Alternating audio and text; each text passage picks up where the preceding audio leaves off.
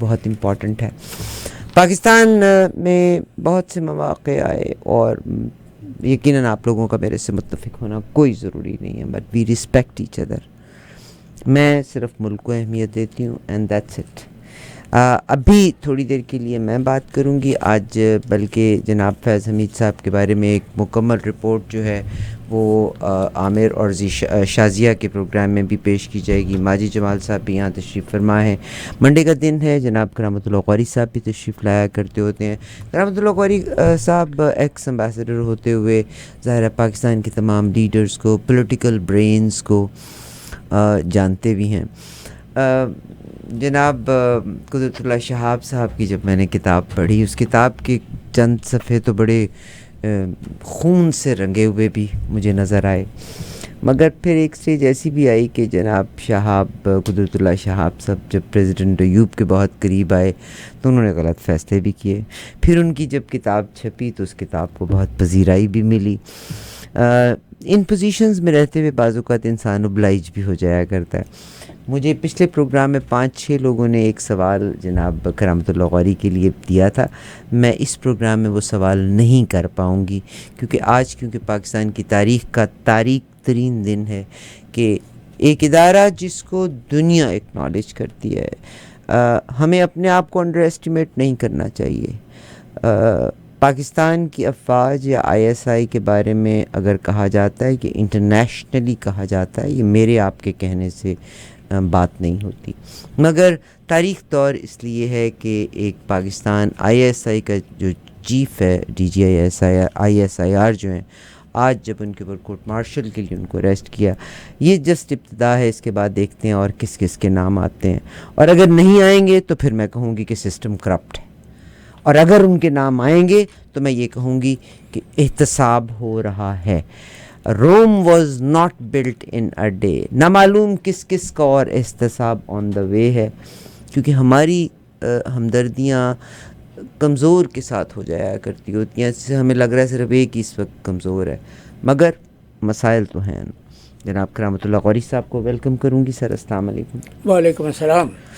سر آج کی یہ خبر پاکستان کے وقت کے مطابق شام کو 5 بجے، اور الٹیمیٹلی یہ فیصلہ کیا گیا کہ جنرل فیض صاحب کا کورٹ مارشل ہوگا.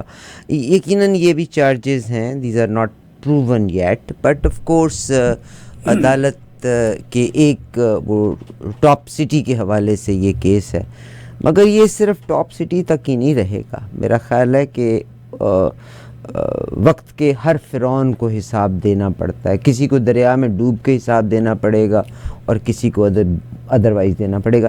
کچھ فرمائیں گے اس کے بارے میں آپ؟ عارفہ بی بی، میں بالکل تمہارے اس قول سے 100% اتفاق کرتا ہوں کہ وقت کے ہر فرعون کو حساب دینا پڑتا ہے، اس لیے کہ یہ قانون قدرت ہے.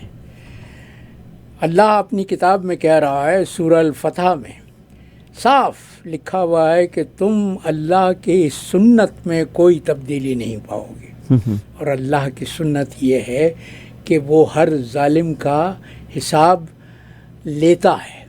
ایک تو یہاں پہ چھوٹ دیتے ہیں مگر حساب پھر وہ رسی دراز کرتا رہتا ہے، لیکن پھر ایک ہی جھٹکے سے اس رسی کو کھینچ لیتا ہے.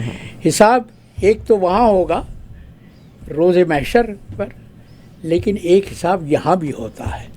اس لیے کہ اللہ اپنے بندوں کو یہ دکھانا چاہتا ہے کہ ہر ظالم کیفر کردار کو پہنچتا ہے، اس کا انجام حسرت ناک ہوتا ہے. لیکن اسی اللہ کی لعنت ظالموں پر یہ ہے کہ ہر ظالم یہ سمجھتا ہے کہ اس کا انجام وہ نہیں ہوگا جو اس سے پہلے آنے والے ظالموں کا ہوا تھا. تم یہ کہہ رہی تھیں کہ آج پاکستان کی تاریخ کا تاریک ترین دن ہے. کیوں؟ میں تو یہ سمجھتا ہوں کہ یہ تاریخ دن روشن دن ہو سکتا ہے. نہیں سر، سبکی ہے نا، میرے ملک کی سبکی ہے. نہیں، بالکل سبکی نہیں ہے. پہلے بھی جرنیلوں کا کورٹ مارشل ہوتا رہا ہے. یہ ان سے پہلے 7 لیفٹیننٹ جرنیلوں کا کورٹ مارشل ہوا ہے، لیکن اصل میں بات یہ ہے کہ اب چونکہ سوشل میڈیا کا دور ہے، اب چونکہ ذرائع ابلاغ تک رسائی بہت ہے، اور اب چونکہ پاکستان میں سیاسی نقشہ اتنا منتشر ہو چکا ہے، اتنا تضادات سے پر ہے کہ اس میں فیض حمید پر کورٹ مارشل کا فیصلہ کرنے کی جو پیش رفت ہے اسے تاریخی کہا جا رہا ہے۔ نہیں، تاریخ ساز ہو سکتا ہے، یہ میں پھر کہوں گا کہ تاریخ ساز ہو سکتا ہے، لیکن بیوی اگر تم احتساب کرنے کے معاملے میں واقعی دیانتدار ہو تو پھر ساری کتابیں کھولو۔ میرے خیال سے شروعات ہونی چاہیے 1971 سقوط ڈھاکہ کے بعد سے۔ عمران خان نے جو مطالبہ پچھلے دنوں کیا تھا، جس پر اس پر غداری کا مقدمہ کا بہتان لگایا گیا، یہ کہا گیا کہ یہ تو قوم کو منتشر کرنا چاہتا ہے، اس نے یہی تو کہا تھا نا کہ حمود الرحمن کمیشن کی رپورٹ قوم کے سامنے لاؤ، قوم کے سامنے لاؤ، ایک فیض حمید کا نہیں، جتنے فیض حمید ہیں ان سب کا احتساب ہونا چاہیے، اور احتساب ملٹری ٹرائیبیونل کے سامنے نہیں ہونا چاہیے، احتساب ہونا چاہیے اس ٹرائیبیونل کے سامنے جس میں سپریم کورٹ کے ججز بیٹھے ہوئے ہوں۔ سب حساب صاف ہونا چاہیے۔ اس قوم کی بدنصیبی کی تاریخ پہ تاریخ مرتب ہوتی رہی ہے، جبکہ ہمارے اشرافیہ نے، ہمارے ان حلقوں نے جو اقتدار پر قابض ہوتے ہیں، کبھی عوام کو اس قابل نہیں سمجھا کہ ان کو بھی شریک حال کیا جائے۔ دیکھو، ہم مثال دیتے رہتے ہیں، نیلسن منڈیلا نے اقتدار سنبھالنے کے بعد کیا کیا تھا؟ اس نے سب سے پہلا کام یہ کیا تھا کہ اپنے ملک میں ایک ٹروتھ اینڈ ریکنسیلیشن کمیشن قائم کیا تھا۔ صحیح۔ پاکستان میں بھی اشد ضرورت ہے اس قسم کے ایک ٹروتھ اینڈ ریکنسیلیشن کمیشن کی، جو پاکستان کی تاریخ کے تمام سانحات کا جائزہ لے اور پھر یہ تیقن کرے، پھر یہ تعین کرے کہ کون کون لوگ ہیں جن کو انصاف کے کٹہرے میں لانے کی ضرورت ہے۔ دیکھو، آج 12 اگست کی تاریخ ہے۔ آج 12 اگست کو پاکستان میں حکومت نے یوم اقلیت کے نام سے منایا جا رہا ہے۔ یوم اقلیت کیوں؟ کیونکہ 11 اگست کو، کل جو دن گزرا ہے وہ تاریخی دن تھا۔ 11 اگست 1947 کو بابائے قوم نے، پاکستان کے بنانے والے نے، پاکستان کی پہلی دستور ساز اسمبلی سے خطاب کیا تھا۔ وہ خطاب تاریخی تھا۔ اس میں جو سب سے نمایاں بات تھی، بابائے قوم نے کہا تھا کہ پاکستان کا ہر شہری برابر ہوگا انصاف کی نظر میں، عدالت کی نظر میں۔ ہر شہری کی، ریاست کی بنیادی ذمہ داری ہوگی کہ ہر شہری کی جان، مال اور اس کے مذہبی عقیدے کی حفاظت کرنا۔ صحیح۔ کیا ہوا؟ اس کے اپوزٹ قوم نے وہ فرمان بھلا دیا۔ شاید چند ہی لوگوں کو یہ یاد ہوگا کہ پاکستان میں پہلا مارشل لاء 1958 میں نہیں لگا تھا، پہلا مارشل لاء 1953 میں لگا تھا، جب پنجاب میں قادیانیوں کے خلاف فسادات ہوئے تھے، اس موقع پر مارشل لاء لگا تھا، اور جنرل اعظم خان جو بعد میں ایوب خان کے حلیف ہوئے، ان کے ساتھی تھے، وہ کور کمانڈر تھے پنجاب لاہور کے، ان کو مارشل لاء ایڈمنسٹریٹر لگایا گیا تھا 1953 میں۔ یعنی قائد اعظم کی آنکھ بند ہونے کے بعد 4 سال کے اندر بہت کچھ خراب ہو گیا۔ ان کے دست راست کو شہید کر دیا، ان کو راہ سے ہٹا دیا۔ اس کے بعد پھر وہی جاگیردار پاکستان کی مسند اقتدار پر قابض ہو گئے، جنہیں مسلم لیگ نے 1946 کے انتخابات میں بے دخل کیا تھا۔ تمہیں یاد دلاتا چلوں کہ 1946 میں جو انتخابات ہوئے تھے اس وقت تک پنجاب پر یونینسٹ پارٹی کی حکومت تھی. یونینسٹ پارٹی کن لوگوں کی تھی؟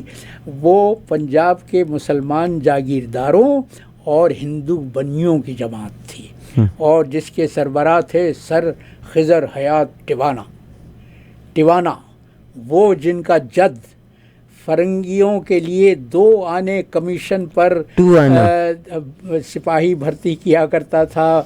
ماجد صاحب، وہ انگریز اس کو پکارتے ہی تھے 2 آنا کہہ کے. 2 آنا سے بگڑ کے وہ ٹیوانا ہو گئے، جو آج اپنے آپ کو پاکستان کے سب سے بڑے جاگیردار کہتے ہیں کہ ہم تو زمینی پشتینی رئیس ہیں.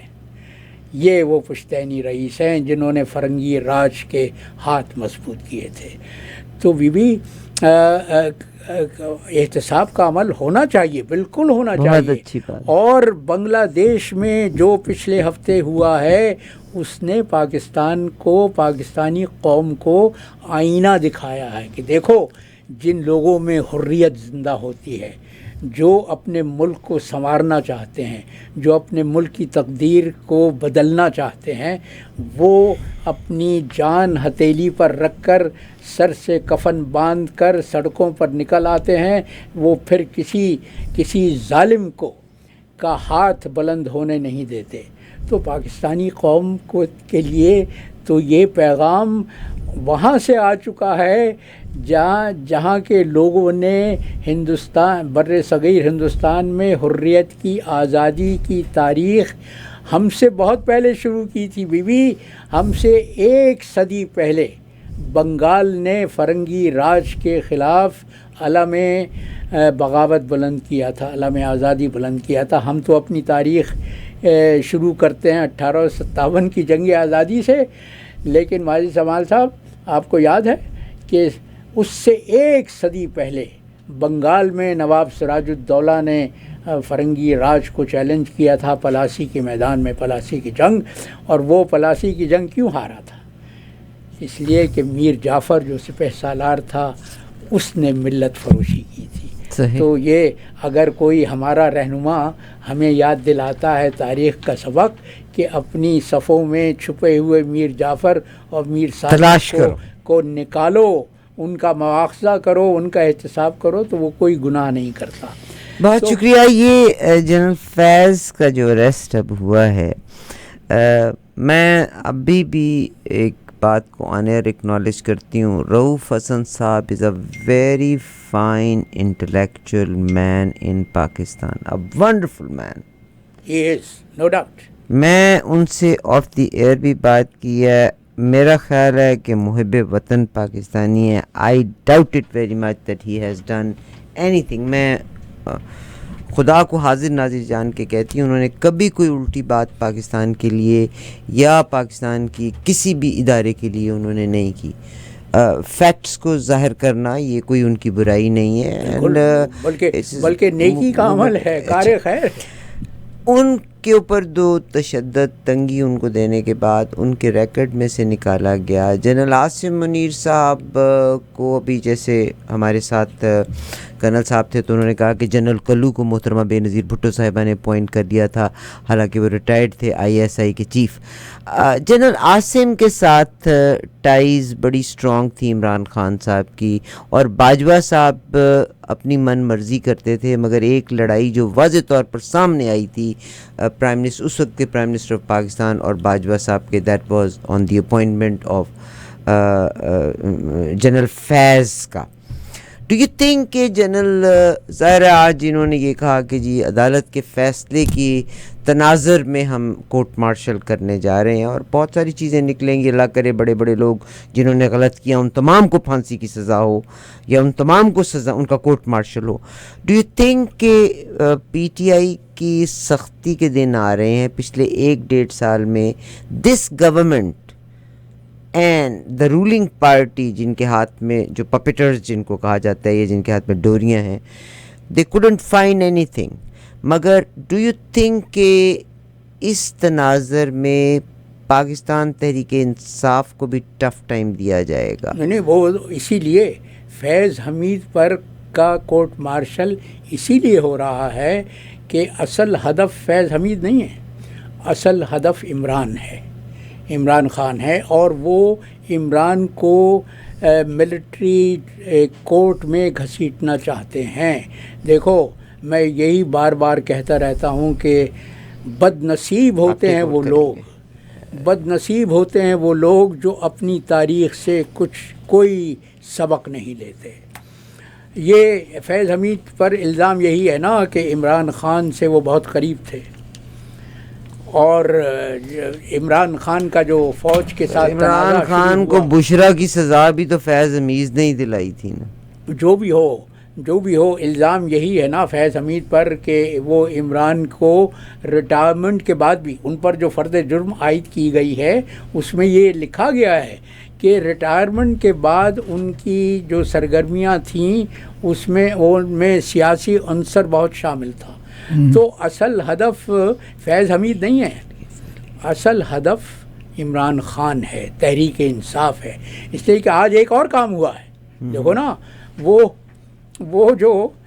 جو میں کہتا ہوں ماجد صاحب، میں سمجھتا ہوں کہ پاکستان میں شر کی ایک تسلیس ہے۔ تین کارندے ہیں، وہ 3 لوگ ہیں جن پر یہ تسلیس قائم ہے۔ ایک تو راجہ سکندر سلطان جو چیف الیکشن کمشنر ہے، دوسرا چیف جسٹس فائز عیسیٰ، تیسرا جنرل عاصم منیر۔ یہ تینوں یہ چاہتے ہیں، ان کو ذاتی پرخاش ہے عمران خان سے، یہ صرف عمران کو ہدف بنانے کے لیے سب کچھ کر رہے ہیں۔ اور اس سے اندازہ ہوتا ہے، یہ فیض حمید کے خلاف جو کورٹ مارشل کی کارروائی شروع ہوئی ہے نا، اس سے اندازہ ہوتا ہے کہ فوج کے اپنی صفوں میں انتشار ہے۔ ٹو بی فیئر، اگر ان کو ایک طرح ٹائم بھی دیا جائے، اگر ہم یہ ساری چیز ایک ہفتے بعد دیکھیں گے، کیا یہ واقعی میں ہو سکتا ہے ہم اور آپ یہاں بیٹھ کے شرمندہ ہو جائیں کہ یار ہم تو ان کو کہہ رہے تھے کہ یہی لوگ غلط کام کر رہے ہیں، مگر انہوں نے تو دوسرے لوگوں کو بھی پکڑ لیا۔ یہ ہوگا ماجد صاحب، یہ ہونے والا ہے۔ دیکھیے میں پھر دہراتا ہوں کہ اصل ہدف فیض حمید نہیں ہے۔ فیض حمید کے کورٹ مارشل کو سیڑھی بنا کر یہ عمران خان تک پہنچنا چاہتے ہیں، اس لیے کہ عمران کے خلاف جتنے بھی اچھا ہو سکتا ہے عمران خان کی جگہ یہ جنرل باجوہ صاحب کے اوپر جا رہے ہوں۔ نہیں، باجوہ صاحب تو آزاد کر رہے ہیں۔ دیکھیے پچھلے ہفتے عجیب و غریب بات ہوئی، بہت دلچسپ بات ہے، میری بیٹی اور داماد اور میرے نواسے اور نواسیاں گئے ہوئے تھے بوسنیا کے سیاحت پر۔ انہوں نے مجھے ساراییوو سے ایک ویڈیو کلپ بھیجی، اس میں قمر باجوہ صاحب وہاں ٹہل رہے تھے۔ قمر باجوہ صاحب وہاں ساراییوو کی سیاحت کر رہے تھے، اور وہاں کچھ پاکستانی نوجوان بھی تھے جو ان سے پوچھ رہے تھے کہ آپ نے ہمارے قوم کے نام پر یہ کالک کیوں لگائی ہے، اور ان کے پاس کوئی جواب نہیں تھا، وہ جواب میں صرف مسکرا رہے تھے۔ جی میرے پاس تو وہ ویڈیو ہے، میرے پاس وہ کلپ ہے، میری بیٹی نے مجھے وہاں سے جو ساراییوو سے بھیجی۔ دیکھیے یہی ہے نا، اسی سے اندازہ ہوتا ہے کہ اگر آپ واقعی احتساب کے عمل میں دیانتدار ہیں، آپ کی نیت صاف ہے، آپ واقعی یہ چاہتے ہیں، دل سے یہ چاہتے ہیں کہ پاکستان میں جن نے پاکستانی قوم کی تقدیر بگاڑنے کی کوشش کی ہے اور اس میں اس عمل میں حصہ لیا ہے، ان سب کا مواخذہ ہونا چاہیے، سب کا احترام ہونا چاہیے۔ تو پھر سب سے پہلے جو انصاف کے کٹہرے میں کھڑے ہونے کا حقدار ہے وہ قمر باجوہ ہے۔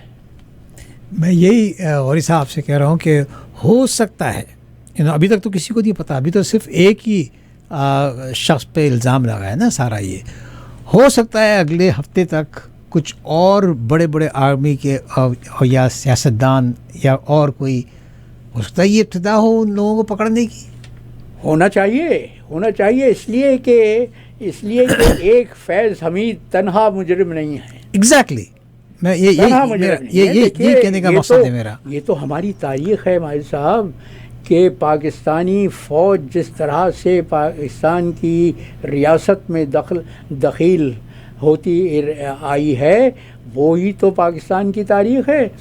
پچھلے میں جو قائد اعظم کی 11 اگست کی تقریر کا حوالہ دے رہا تھا اس کے بعد قائد اعظم نے جون 1948 میں اپنی رحلت سے 3 ماہ پہلے کوئٹہ کے کمانڈ اینڈ اسٹاف کالج میں سینئر فوجی افسران سے خطاب کیا تھا. اور دیکھیے قائد اعظم اپنے حریفوں اپنے دشمنوں کی نگاہ میں بدنام تھے اپنی صاف گوئی کے لیے، لیکن میں سمجھتا ہوں کہ بابا قوم کی سب سے بڑی صفت یہی تھی کہ وہ اتنے دیانتدار تھے، اتنے سچے تھے، اتنے مخلص تھے اپنے مشن کے معاملے میں کہ وہ کبھی کوئی لگی لپٹی نہیں رکھتے تھے. کبھی وہ ان کے قول میں ان کے فعل میں کوئی آپ ایک عنصر نہیں دکھا سکتے جہاں پہ آپ یہ کہہ سکتے ہیں کہ انہوں نے منافقت کی یا خیانت کی. تو بابا قوم نے اس میرے خیال سے 15 جون یا 14 جون 1948 کی تاریخ تھی جب کوئٹہ کے اسٹاف کالج سے خطاب کیا تھا، اور بابا قوم نے بہت واضح الفاظ میں یہ کہا تھا ان افسروں سے کہ تمہارا کام پالیسی بنانا نہیں ہے، یہ کام سویلینز کا ہے، یہ کام سیاستدانوں کا ہے. تمہارا فریضہ صرف یہ ہے کہ جو پالیسی بنائی جائے اس کو تم روبہ عمل لاؤ، اس کو امپلیمنٹ عمل درآمد کرایا جائے. جی امپلیمنٹ کرو. لیکن فوج نے قائد اعظم کا بابا قوم کا وہ فرمان بہت جلدی بھلا دیا. وہ تو پہلے ہی شہید ملت کی کو راہ سے ہٹانے کے لیے پہلے ہی راولپنڈی سازش کر چکے تھے، جس کی سربراہی جو 1947 کا جب تقسیم ہوئی ہے اس وقت مسلمان فوجی افسران میں جو سب سے سینئر تھے وہ جنرل اکبر خان تھے، اور جنرل اکبر خان روح رواں تھے راولپنڈی سازش کا. تو فوج کی نیت تو اب یہ دیکھ لینا کہ پہلے ہی دن سے خراب تھی. 14 اگست 1947 کو پاکستان بنا، ٹھیک ہے نا، اور 14 اگست ابھی 2 دن کے بعد آ رہا ہے پھر. جی آ رہا. کیا ہو سکتا ہے 75 سال چلے، ہم بھول گئے 75 سال کے بعد بھی اگر کوئی آپ ہی لوگوں کی وہ ہے نا ایک دور آیت درست آیت، دیر آیت درست آیت، دیر آیت درست آیت، تو وہ ہو سکتا ہے 75 سال چلے، ہم نے 75 سال اپنے کھو دیے. 75 سال کے بعد ہمیں کوئی ایسے لوگ ایماندار لوگ ملے ہیں، اس میں فرض کرنے میں کوئی وہ نہیں ہے صاحب، تو ویسے ہی کھو بیٹھے ہیں نا. 75 سال تو ویسے ہی کھو بیٹھے ہیں. میں آپ سے 100% اتفاق کرتا ہوں کہ ہمیں امید کا دامن کبھی نہیں چھوڑنا چاہیے. نا امید تو کفر ہے. لا تقنطوا فی رحمت اللہ، اللہ کی رحمت سے کبھی مایوس نہیں ہونا چاہیے. لیکن ماجد صاحب المیہ یہ ہے کہ وہ جن پر آپ تکیہ کرنے کی بات کر رہے ہیں وہ ان میں تو کوئی رمق نہیں ہے، کوئی جوہر نہیں ہے دیانتداری کی، قوم سے خلوص کی. ابھی آپ نے مجھے ایک وہ بتایا ٹیوانا صاحب کا، جی، کہ ان کا نام ٹیوانا کیسے بنا. جی آپ اگر میں آپ کو ابھی میں کہتا ہوں آدھا گھنٹہ دوں نا، تو پھر آدھا گھنٹہ اور جو ہے غوری صاحب آپ پورے کے پورے ہمارے جتنے جاگیردار وڈیرے اور وہ جو جتنے بھی ہمارے پولیٹیشنز ہیں جو پاکستان کو چلا رہے ہیں اس وقت، اس پہ آپ پورے ان کے کردار کشی کر سکتے ہیں. میں بھی یہی کہہ رہا تھا نا کہ یہ جو آج آپ کا اشرافیہ ہے، یہ حکمران طبقہ ہے، یہ تو تقسیم سے پہلے کی یونینسٹ پارٹی کا چرواہ ہے. صحیح. یہ تو وہی لوگ ہیں ملت فروش.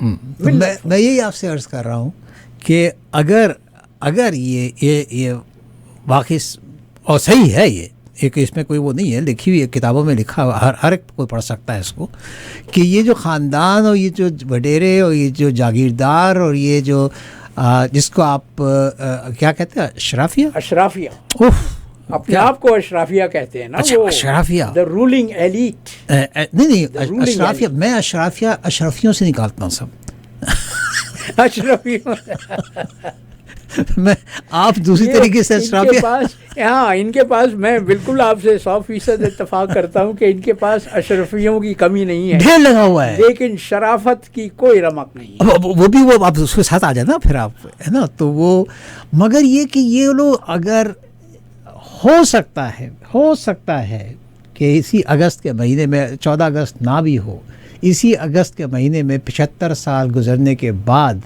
اگر ہمارے پاس کوئی ایسے لیڈر حضرات آ گئے جنہوں نے شروعات کی ہے جنرل فیض سے، ہو سکتا ہے اس کے بعد پھر اور کوئی جنرلز، کرنلز، بریگیڈیئرز، ان کے بعد ساتھ ساتھ یہ جو اشرافیہ ہے نا، ہو سکتا ہے کچھ اشرافیوں سے کچھ اشرفیہ مانگ لیں، ان کو بھی دیکھیں بھائی تمہیں اشرفیہ بتاؤ کہاں سے آئی ہے تمہارے پاس۔ میں یہ کہوں گا ماجد صاحب کہ آپ کے منہ میں گھی شکر، آمین آمین آمین، اللہ آپ کے اس امید کو ہرا رکھے اور اس امید کا ثمر ہمارے سامنے آ جائے، لیکن جو معروضی حالات ہیں، جو زمینی حقائق جن کو کہا جاتا ہے، وہ بالکل مجھے تو کوئی ڈھارس نہیں دیتے کہ اس قسم کا کوئی معجزانہ تبدیلی اس اشرافیہ میں، اس رولنگ ایلیٹ میں آ سکتی ہے۔ دیکھیے آج کیا ہوا، آج ایک طرف تو فیض حمید پر کا کورٹ مارشل کرنے کا اعلان ہوا ہے، دوسری طرف جو ہمارے قاضی القضات ہیں، جو چیف جسٹس ہیں، جو مسند اقتدار پر بیٹھے ہوئے ہیں، انہوں نے یہ فیصلہ کیا ہے کہ تحریک انصاف کے وہ 3 امیدوار جن کے خلاف انتخابی عذرداری دائر کی گئی تھی اور جس کے متعلق لاہور ہائی کورٹ نے یہ فیصلہ دیا تھا کہ یہ الیکشن کمیشن کی طرف سے عذرداری بالکل ناقابل قبول ہے، آج انہوں نے ان 3 فائز عیسیٰ صاحب نے ان 3 تحریک انصاف کے ممبران قومی اسمبلی کو ان کی رکنیت سے محروم کر دیا ہے، اور چیف الیکشن کمشنر کی یہ التجا، یہ استدعا مان لی ہے کہ وہاں پر ان حلقوں میں پھر سے کاؤنٹنگ ہونی چاہیے، پھر سے شمار ہونی چاہیے۔ اب ہوگا کیا؟ اب ہوگا یہ کہ ٹھپے لگائے جائیں گے۔ میرا خیال تو ہو گئی وہ، آج تو ہو گئی وہ، پھر دوبارہ سے ہو گئی، اور 10,701 کے ڈسمس کر دیے اور ایک کے ڈسمس سے 500 ڈسمس کیے ہیں۔ تو دیکھیے تو وہ اور 3 سیٹیں جو ہیں وہ مسلم لیگ نواز کو دے دی، اس لیے کہ یہ اس وقت تمام تر کوشش یہ ہے کہ کسی طرح سے، اس لیے ایک طرف وہ سپریم کورٹ کے اس فیصلے پر مستقل عمل نہیں ہو رہا جس میں عدالت نے کہا تھا کہ مخصوص نشستیں تحریک انصاف کو دے دی جائیں، اب تک ان لوگوں کو وہ نشستیں نہیں دی گئی ہیں، جبکہ دوسری طرف کوشش یہ ہو رہی ہے کہ کسی طرح سے 2/3 اکثریت حاصل کر لی جائے تاکہ فائز عیسیٰ، جو میں کہتا ہوں کہ انصاف اور عدل کے نام پر تہمت ہے، کالا ٹیکا ہے، بدنما داغ ہے، اس کو مزید مدت ملازمت میں توسیع کر دی جائے۔ وہ آئین میں ترمیم کرنے کے لیے یہ ساری کوششیں ہو رہی ہیں، اور اس میں تینوں وہ عناصر شر جن کو میں کہتا ہوں، یہ تینوں شامل ہیں۔ یہ عاصم منیر نے اپنے طور پر یہ کارروائی کی ہے کہ فیض حمید کے خلاف کورٹ مارشل کی کارروائی شروع ہو گئی ہے تاکہ وہ عمران خان تک پہنچ سکے۔ دوسری طرف فائز عیسیٰ نے اپنا فریضہ یوں نبھایا ہے کہ انہوں نے تحریک انصاف کے ارکان کو ان کی رکنیت سے محروم کر دیا اور مسلم لیگ نواز کے جھولی میں وہ نشستیں ڈال دی ہیں.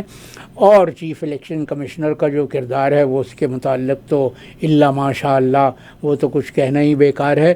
تو یہ 3 شرقی قوتیں پاکستانی قوم کو تباہی کے دہانے پر لے جا رہی ہیں.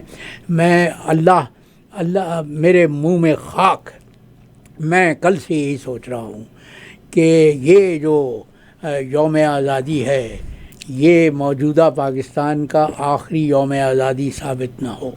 خدا کرے کہ میرے یہ اندیشے، میرے ایسا نہیں ہوگا سر، غلط ثابت ہو. I can guarantee you ایسا جو ہوگا نہیں. منظرنامہ اس وقت ہم اپنی آنکھوں کے سامنے مرتب ہوتے دیکھ رہے ہیں وہ پاکستان کو تباہی کی طرف لے جا رہا ہے. صرف ایک چیز بچا سکتی ہے اور وہ یہ کہ پاکستان کے عوام بنگلہ دیشی عوام سے کہ سبق حاصل کریں.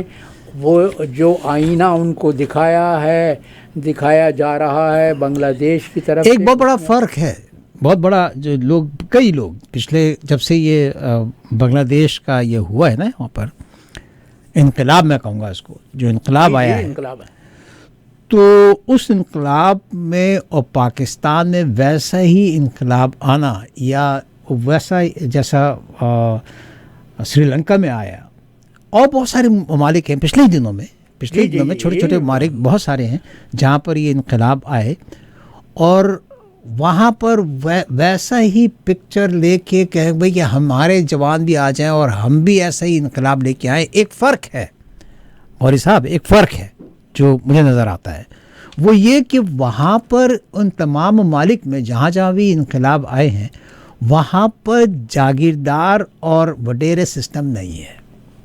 جی بالکل، یہ بہت بڑا فرق ہے صاحب. آپ تو ایک فرق کی بات کر رہے ہیں، میں کئی فرق آپ کو بتا سکتا ہوں. پہلا فرق تو تاریخ کا ہے. دیکھیے وہ جو میں ابھی آپ کے سامنے بیان کر رہا تھا کہ بنگال کے حریت پسندوں نے جنگ آزادی ہم سے 1 صدی پہلے شروع کی تھی. دوسرا فرق جو میں آپ کو بتا رہا تھا ٹوانا کی جی، کہ یہ جو آج کا پاکستان ہے، جو اس کا سب سے بڑا صوبہ ہے، وہ لوگ ہیں جنہوں نے فرنگی راج کے ہاتھ مضبوط کیے تھے. اور ہماری فوج کی جو ذہنی کیفیت ہے وہ منوعن وہی ہے جو فرنگی راج میں برطانوی فوج کی تھی، کہ وہ ہندوستانیوں کو حقیر سمجھتے تھے، ان کو اپنا غلام سمجھتے تھے. اس لیے ان کی توہین کرنا، ان کو مارنا پیٹنا، ان کو سڑکوں پر گھسیٹنا وہ اپنا فرض منصبی سمجھتے تھے. وہی رویہ پاکستانی فوج کا ہے. دیکھیے بنگلہ دیش اور پاکستان میں سب سے بڑا فرق جو اس پچھلے ہفتے کے واقعے کے بعد ہمیں نظر آتا ہے وہ یہ کہ وہاں کی فوج کو اپنے عوام سے ہمدردی ہے. بنگلہ دیش کی فوج کا سپہ سالار حسینہ واجد کا رشتہ دار تھا، لیکن اس کے باوجود اس نے انکار کر دیا جب حسینہ نے یہ کہا کہ تم اس بغاوت کو کچلنے کے لیے اپنی گولیاں، اپنی بندوقیں استعمال کرو. اس نے انکار کر دیا. اس نے یہ کہا کہ ہم اپنے عوام پر کے سینوں پر گولیاں نہیں چلائیں گے، جبکہ پاکستانی فوج کی تاریخ تو یہی ہے کہ ہر بار اپنے ملک کو فتح کرتی رہی ہے.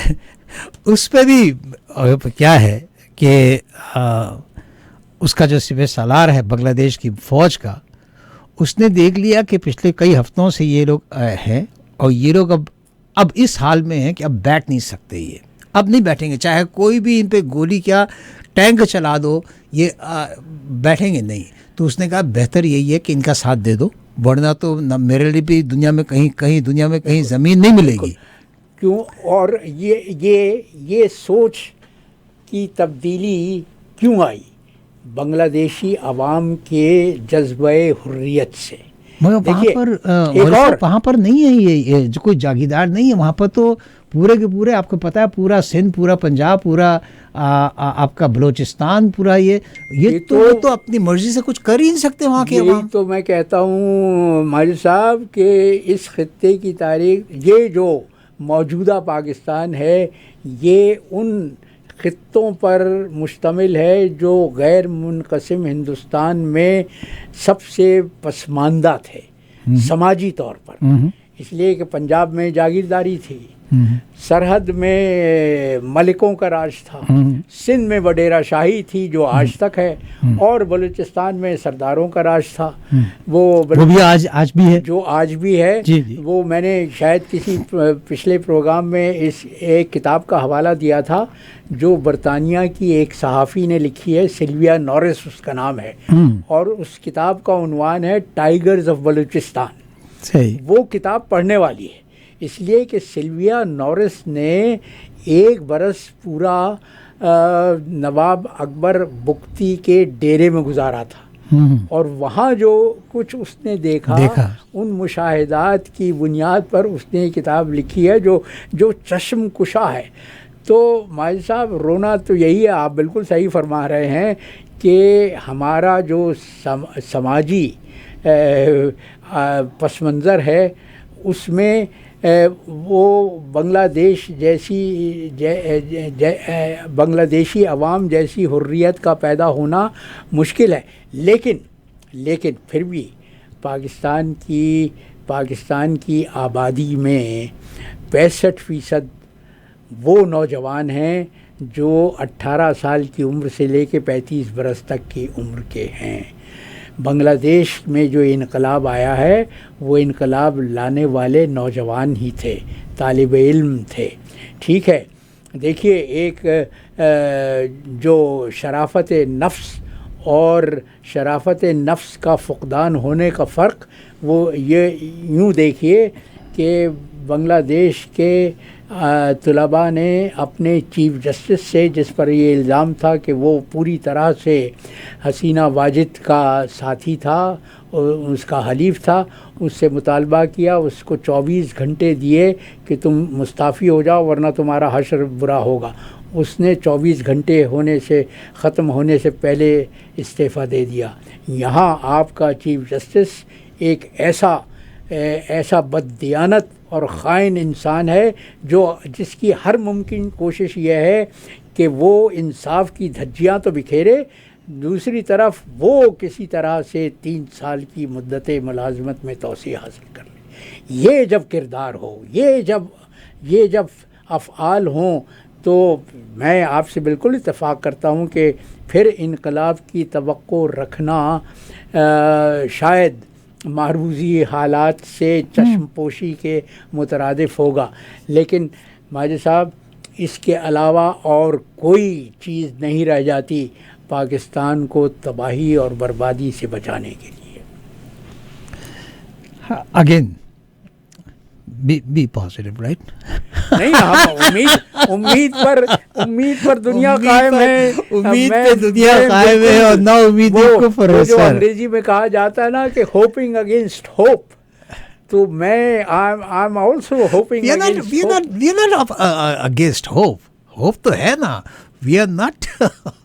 نہیں، لیکن آج جہاں قوم کھڑی ہے، جہاں ملک کھڑا ہے، وہ ہے بالکل ایسا ہی ہے کہ آپ کسی شخص کو کھٹ کے کنارے پر لا کے کھڑا کر دیں، صرف ایک پش چاہیے اور وہ گر جائے گا.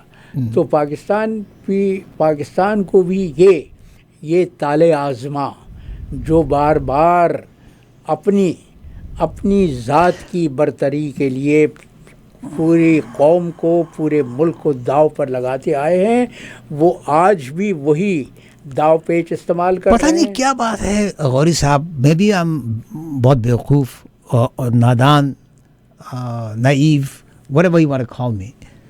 میں نہیں سمجھتا کہ پاکستان کے لوگ یا کسی ہندوستان کے لوگ ہندوستان کو نقصان پہنچانے میں مدد کریں گے، پاکستان کے لوگ پاکستان کی وہ کریں گے کسی کی مدد کہ پاکستان تباہ ہو جائے یا آخری 14 اگست ہو جائے، یا یہ کہ وہ کیسے وہ کس طریقے سے ہو سکتا ہے؟ یہ میں being a Pakistani how could I کہ میں کسی طرح پاکستان کو ہرٹ کر دوں سر؟ بائی ڈیفالٹ ماجد صاحب، اگر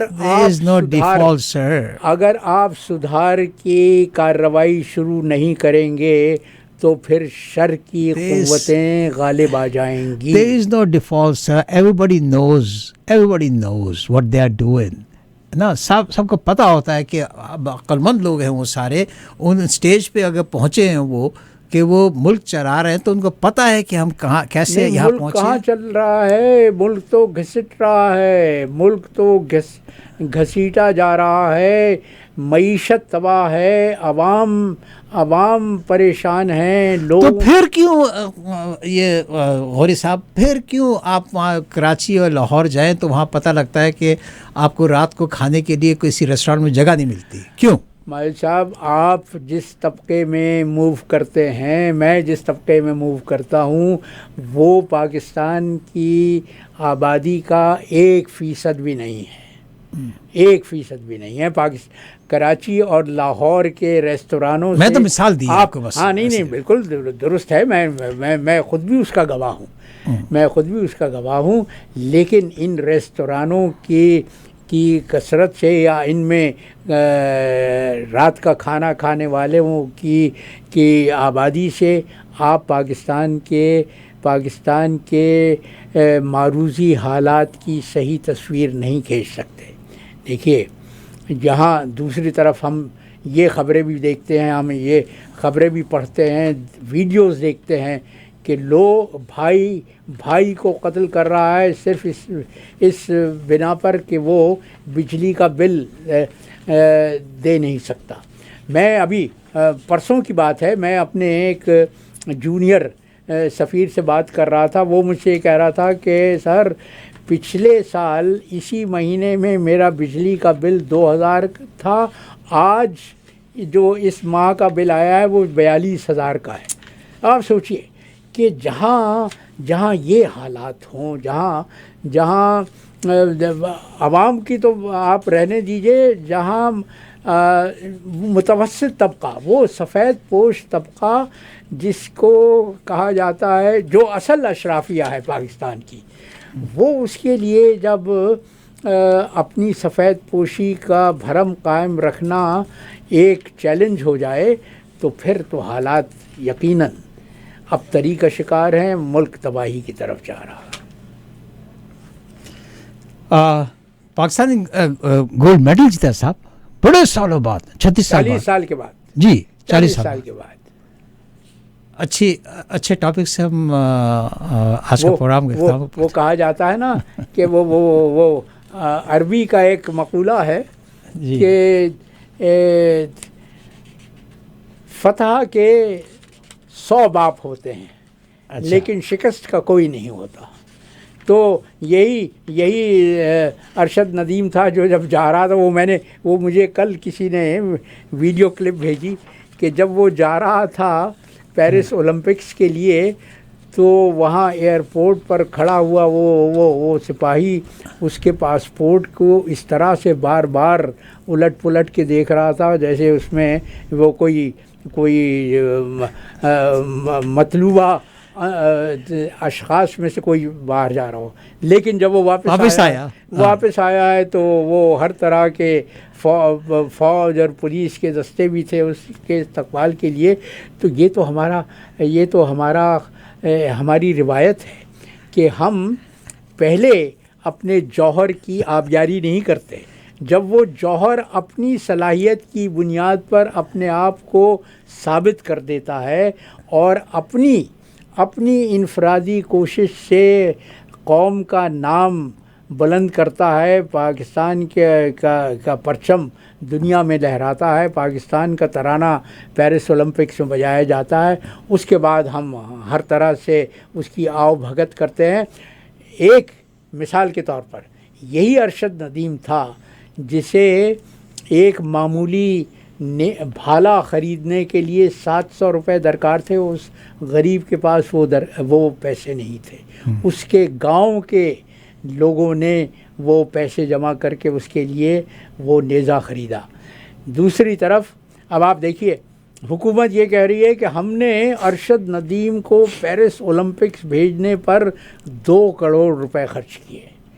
دوسری طرف بھارت کا جو نیرج چوپڑا جس نے سلور میڈل حاصل کیا ہے، جو دوسرے نمبر پر آیا ہے، اس پر بھارتی اولمپک کمیٹی نے 19 کروڑ روپے خرچ کیے ہیں۔ 19 کروڑ بھارتی روپے، جو ایک بھارتی روپے میں 2.5 پاکستانی روپے آتے ہیں۔ تو جہاں کہاں 2 کروڑ روپے، کہاں 40 کروڑ روپے۔ دوسری طرف ارشد ندیم کو ایک بھالا خریدنے کے لیے اس کے پاس وسائل نہیں تھے، جبکہ بھارتی اولمپک کمیٹی نے نیرج چوپڑا کے لیے 177 بھالوں کا انتظام کیا تھا۔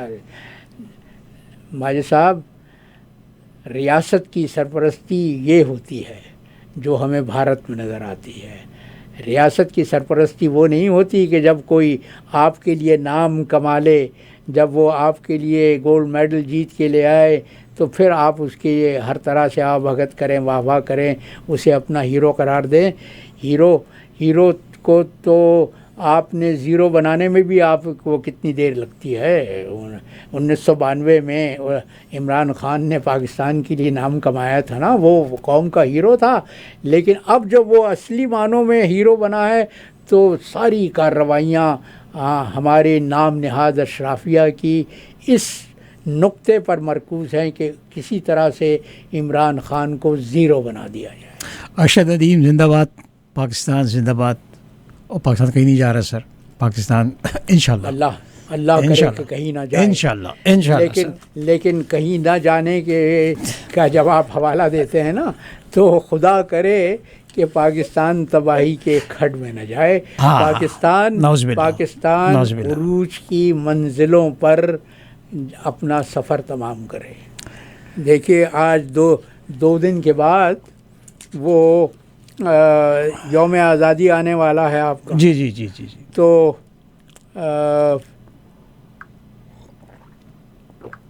آپ نے کچھ اشعار لکھے اس پہ؟ جی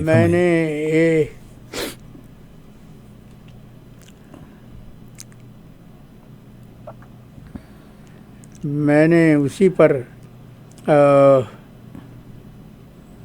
4 مصرے کہے ہیں کہ یاد دلواتا بہت کچھ ہے یا آزادی کا دن، یاد دلواتا بہت کچھ ہے یا آزادی کا دن، کیا ہوا وہ عہد وہ میثاق جو ہم نے کیا۔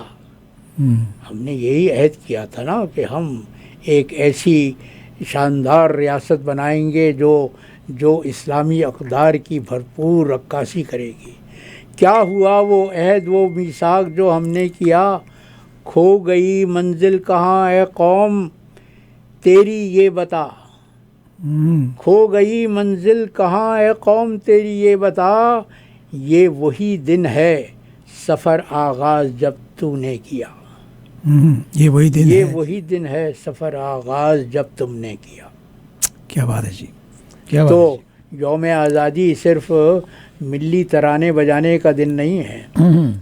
یوم آزادی کو ہر محسوس پاکستانی کو اپنے گریبان میں جھانکنا چاہیے، اپنا احتساب کرنا چاہیے کہ ہم نے یہ 77 سال کے سفر میں کیا کھویا ہے، کیا پایا ہے۔ کیا بات ہے جی۔ کرامت اللہ علیہ صاحب، بے انتہا شکریہ سر آپ کا، بے انتہا شکریہ، آپ تشریف لاتے ہیں آپ، اور آج کا شکریہ میں ادا کرتا ہوں۔ آپ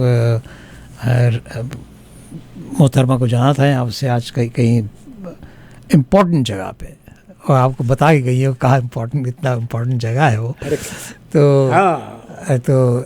وہی مجبور تھی، مگر انشاءاللہ تعالی بیٹے کی بات جہاں آ جائے تو وہاں تو ہر دوسری وہ شاکر کی وہ تھی، میں وہ میرے اوپر لیٹا تھا. کیا کیا اشعار تھے وہ؟ میں دیر آئی وہ میرا بیٹا تھا. ہاں ہاں وہ پروین شاکر کا. پروین شاکر کا تھا نا وہ اشعار کے. دیکھیں کیا ہماری بھی وقت قطع آ گیا. مجھے بھی یاد نہیں ہے وہ. ہاں